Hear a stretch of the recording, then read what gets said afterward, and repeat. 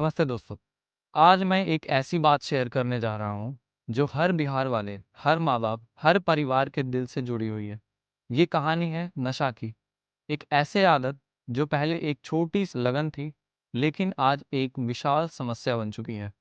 मैं आज आपसे बात करना चाहता हूँ कि ये नशा आखिर शुरू कब हुआ, कैसे हुआ और ये हमारे समाज का हिस्सा क्यों बन गया। ये सिर्फ किसी एक आदमी की कहानी नहीं है, ये हमारे पूरे बिहार की कहानी है।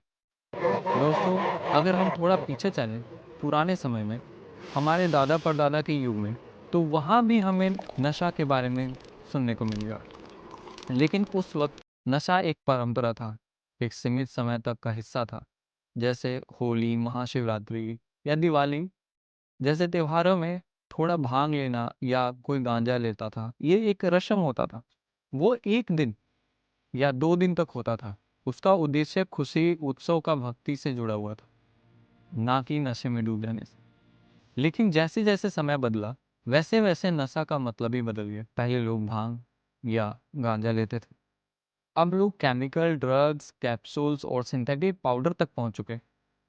पहले नशा संस्कृति का हिस्सा था, अब नशा सामाजिक समस्या बन गया है। 2000 के बाद जब बिहार में इंडस्ट्रियलाइजेशन थोड़ा बढ़ा, तो लोगों के जीवन में कंपटीशन और स्ट्रेस भी बढ़ गया। शहर बढ़ने लगे, ट्रैफिक बढ़ा, अनएम्प्लॉयमेंट बढ़ा और लोग अपने अंदर के स्ट्रेस को दबाने के लिए कुछ ना कुछ सहारा ढूंढने लगे।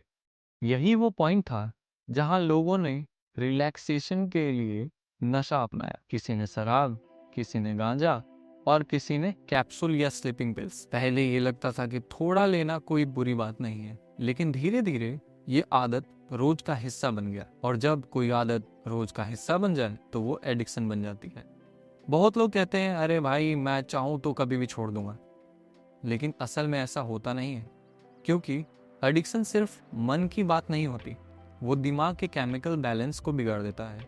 हमारे दिमाग में एक केमिकल होता है डोपामीन। जब हम कुछ अच्छा करते हैं, जैसे म्यूजिक सुनते हैं या कोई मूवी देखते हैं या किसी से दोस्ती होती है या कोई अचीवमेंट हमें मिलती है, तो डोपामीन रिलीज होती है, हमें उससे खुशी मिलती है। लेकिन जब आदमी नशा करता है तो डोपामीन आर्टिफिशियल तरीके से इतना ज़्यादा रिलीज होता है कि दिमाग उसे खुशी का नेचुरल तरीका मान लेता है। उसके बाद वो डोपामीन चाहिए होता है अपने शरीर को, और वो डोपामीन सिर्फ नशा दे सकता है। जिस आदमी ने नशा किया उससे उसको डोपामीन मिला, और वो फिर वही आर्टिफिशियल डोपामीन यानी नशे से मिलता है उसको। इसलिए आदमी बार बार नशा करता है, चाहे उसके फैमिली टूट रही हो, पैसे खत्म हो रहे हो, या वो खुद रो रहा या खुद एक दलदल में फंस रहा हो, उसको नशा चाहिए होता है। उसके लिए वो जरूरत बन जाता है। यही एडिक्शन का रूट है, जब आदत जरूरत बन जाए और जरूरत मजबूरी। बिहार में सबसे बड़ी समस्या ये है कि नशा अब सिर्फ बड़े लोग तक सीमित नहीं रहा। आज के समय में 10 से 12 साल के बच्चे तक नशा कर रहे हैं। मैं ये बात सिर्फ हवा में नहीं कह रहा। यहाँ पटना के रेलवे स्टेशन, बस स्टैंड और छोटी बस्तियों में आपको छोटे छोटे बच्चे दिखेंगे जिनके हाथ में व्हाइटनर, नेल पॉलिश रिमूवर या ग्लू होता है। ग्लू मतलब बॉनफिक्स। ये बच्चे इन केमिकल को इनहेल करते हैं क्योंकि उन्हें लगता है कि इससे दिमाग हल्का होता है, थोड़ा मजा मिलता है और भूख में कमी होती है। लेकिन असल में उनका दिमाग तबाह कर रहा होता है। उन्हें स्कूल जाना चाहिए, लेकिन वो चुपके चुपके नशा कर रहे होते हैं। कुछ लोग ट्रेन में भीख मांगते हैं, कुछ रोड साइड सो जाते हैं, और हमें लगता है ये तो उनका लाइफस्टाइल है। लेकिन दोस्तों, ये हमारे समाज का दर्द है। ये वही बच्चे हैं जो कल हमारे देश का भविष्य बनने वाले थे। अब थोड़ा बात करते हैं उन दिनों की जब बिहार में शराब ओपनली मिलती थी। 2000 से 2016 के बीच आप पटना, मुजफ्फरपुर और गया जैसे शहरों में, बड़े शहरों में गली गली में दारू के ठेके खुले हुए होते थे। हर दूसरे आदमी के हाथ में बोतल होती थी।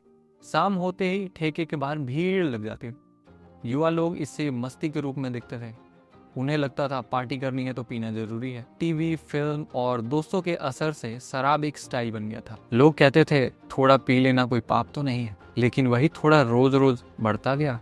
पहले वीकेंड पे, फिर डेली, और फिर बिना पिए नींद नहीं आती। यहीं से बिहार ने अपना पहला नशा का एक्सप्लोजन देखा। 2016 तक आते आते हर डिस्ट्रिक्ट हॉस्पिटल में 30 से 40% केसेस अल्कोहल रिलेटेड होते थे। डोमेस्टिक वायलेंस, रोड एक्सीडेंट्स और जॉब लॉस, सब कुछ नशा से जुड़ा हुआ था। फिर आया 2016। बिहार सरकार ने एक कदम उठाया, लिकर बैन। उद्देश्य बहुत अच्छा था। गोल था समाज को नशा मुक्त बनाना, घर में शांति लाना और वुमेन सेफ्टी बढ़ाना। लेकिन दोस्तों, हर कदम के अपने असर होते हैं। शराब बंद हुई, लेकिन आदत बंद नहीं हुई। लोगों ने एक नया राह ढूंढ लिया, केमिकल मिक्स्ड अल्कोहल। सब अंडरग्राउंड चलने लगा।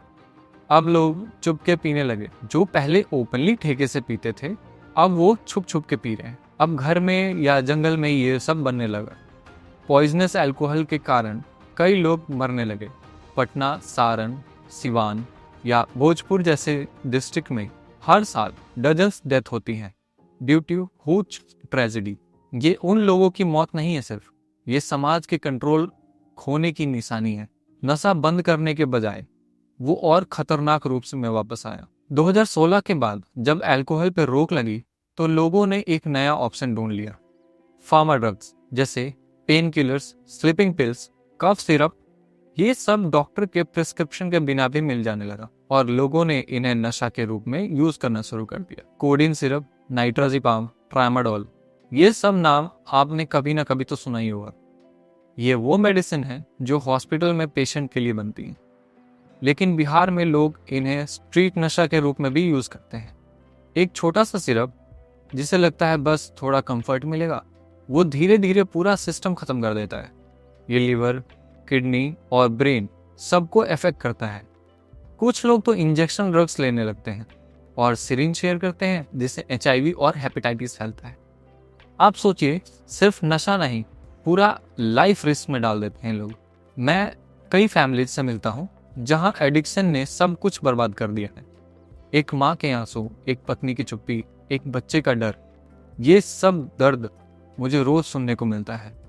किसी का बेटा कॉलेज छोड़ देता है, किसी का पति जॉब से निकल जाता है, किसी का भाई चोरी करने लगता है। फैमिली मेंबर्स पहले सपोर्ट करते हैं, फिर गुस्सा करते हैं और फिर थक जाते हैं। उन्हें लगता है अब कुछ नहीं हो सकता। लेकिन मैं आपसे कहना चाहता हूँ, यही वो मोमेंट होता है जहां से रिकवरी शुरू होती है। बस एक कदम लेना होता है, हेल्प लेने का।